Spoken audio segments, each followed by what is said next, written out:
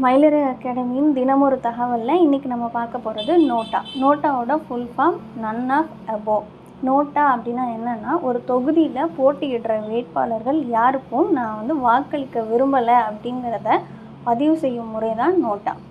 தேர்தல் நடத்தை விதிகள் 1961 படி 49(O) விதி மூலமாக நோட்டாவை அறிமுகம் பண்ணி. இதுக்கு முன்னாடி எந்த போட்டியாளருக்கும் நான் வாக்களிக்க விரும்பலை அப்படின்னா வாக்குச்சாவடியில் இருக்க தேர்தல் அதிகாரிகிட்ட போய் ஃபார்ம் ஃபில் பண்ணி தர மாதிரி இருக்கும்.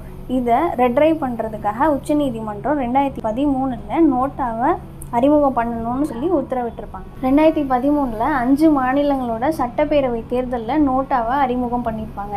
2014 தான் இந்தியா முழுவதுமான மக்களவை தேர்தலில் நோட்டாவை அறிமுகம் பண்ணியிருப்பாங்க. நோட்டாவை அதிகமாக பயன்படுத்தின மாநிலம் பீகார், 2% யூஸ் பண்ணியிருப்பாங்க. நோட்டாவை கம்மியாக யூஸ் பண்ண மாநிலம் நாகாலாந்து, 0.2% யூஸ் பண்ணியிருப்பாங்க.